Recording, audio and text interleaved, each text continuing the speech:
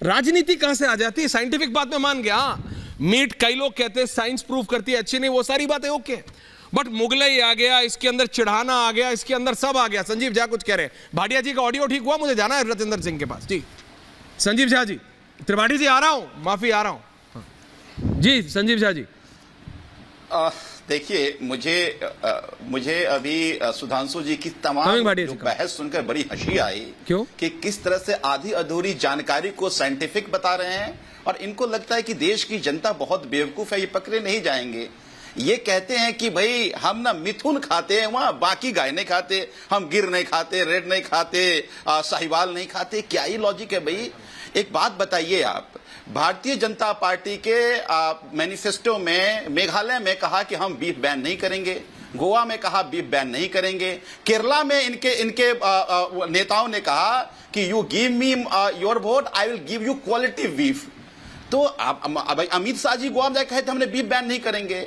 और रही बात, अगर ये साइंस की बात आते हैं तो आप यूपीएससी में आप भी बैठे हैं, यूपीएससी में भी बैठा हूं, और इसीलिए हमने ये खोल लिया। मिथुन की ही बात करते हैं। देखिए, मिथुन अगर साइंस की बात करें तो हम क्लासिफिकेशन ऑफ एनिमल में जाएंगे अगर आप, तो ये जो है वो ये इसका जो कुल है वो वाइडाई का है, की क्लास चल रही है। जिस कुल से गिर भी आते हैं, जिस कुल से साहिवाल भी आता है, भाई उपकुल कह दीजिए इसको, इस गोवंश, इसको बोवाइन गोवंश से आता है। आज टक्कर मिल रही है। कहना है कि भाई हम कौन सा गाय खाते हैं, इस पे बहस अगर सुधांशु जी करेंगे तो बड़ा आश्चर्य लगेगा मुझे। एक बात, दूसरी बात, मैं मिथिला से हूं और मिथिला में यह कहा जाता है कि पान, मखान और मछली, ये तीनों स्वर्ग में भी नहीं मिलता है। हमारे यहां तो लोग अगर बाहर जाते हैं तो मछली का दर्शन करके, मांस का दर्शन करके जाते हैं।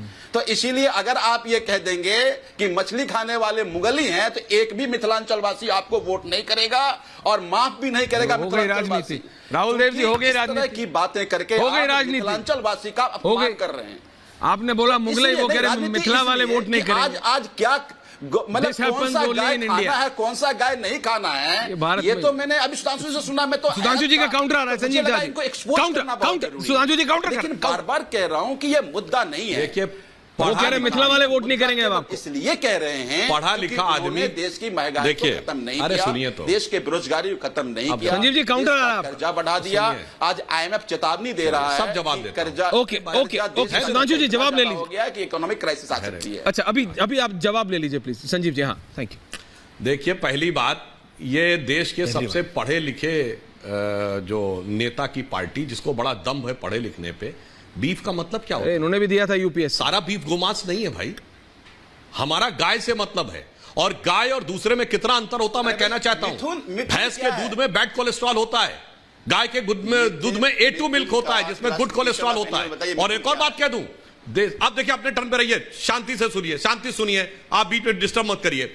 देसी गाय के गोबर में कीड़े नहीं पड़ते। देश देख रहा है, जिसको आप मिथुन कह रहे हैं, जिसको आप भैंस कह रहे हैं, उसके गोबर में कीड़े पड़ते हैं। This is a proven thing. और सुनिए, गोमूत्र का पेटेंट भी है अमेरिका में, पेटेंट नंबर बता दूंगा, क्योंकि वो एक इंसेक्टिसाइड। अरे बच्चों जैसी बात मत करो भाई कि संविधान 22 पसेरी, ये बोल रहे पढ़े लिखे और जानते हैं। अरे मैं कह रहा हूं मुगलई कहां से आ गए? जिन्होंने कहा था कोविड के समय वैक्सीन का फार्मूला सबको बांट दो। अरे डिबेट तो मुगलई मानसिकता पे थी। अरे भाई अपना क्या तरीका, मैं तो सर आपके में नहीं बोल रहा था। अरे एक सेकंड संजीव जी सुनिए, संजीव जी आपके बीच में कोई नहीं बोला। Sanjeev ji, Sanjeev ji don't do this जी, मैंने आपके बीच में कोई डिस्टर्बेंस नहीं किया। संजीव जी, अब आप यूपीएससी एंट्रेंस पास नहीं कर पाए, मैं समझ गया कि आपको डिफिकल्ट पिच मिल गई, तो इसलिए आप डिस्टर्ब करने के अलावा कोई विकल्प नहीं रह गया। विधायक जी कंट्रोल। मैं बताना चाहता हूं, ये वही पढ़ा लिखा आदमी है, आम आदमी, जिसके नेता ने कहा था कि कोविड के समय वैक्सीन का फार्मूला सारी कंपनियों को क्यों नहीं दे देते, चेंज कर दिया, सब फटाफट वैक्सीन बना लेंगी। हमें भैया चूरन नहीं है वैक्सीन का फार्मूला, वैसे सारी बीफ समान नहीं है और सारे जानवर समान नहीं है।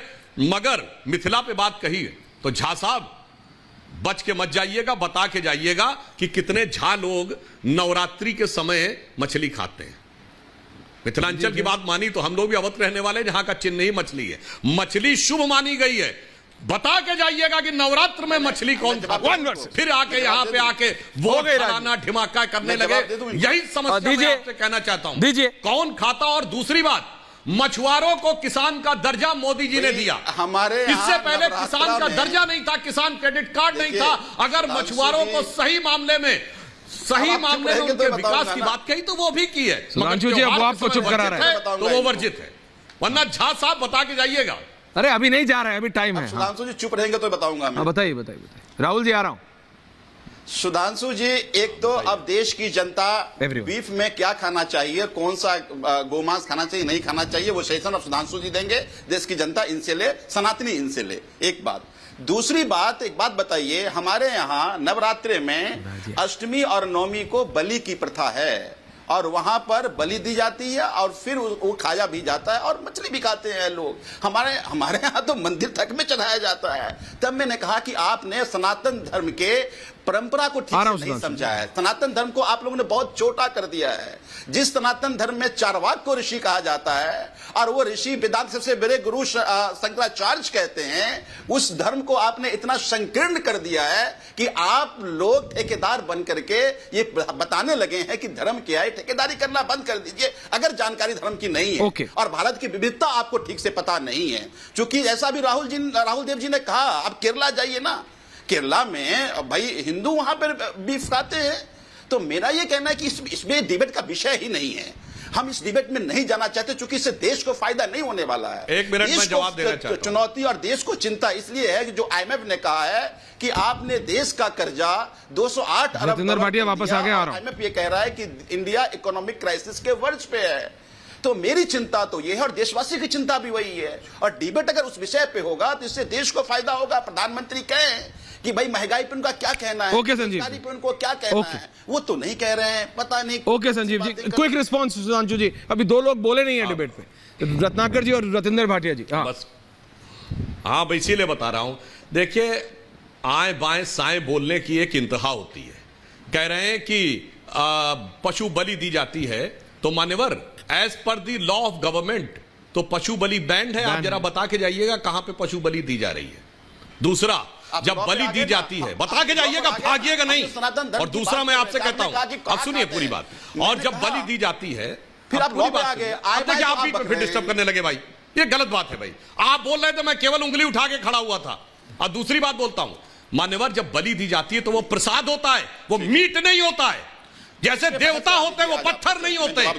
धर्म का मजाक आप उड़ाते हैं जब आप मीट से तुलना करते हैं बलि के प्रसाद की। राहुल जी, तो जब होती थी बलि तो वो प्रसाद माना जाता था, ये नहीं माना जाता था कि मीट है।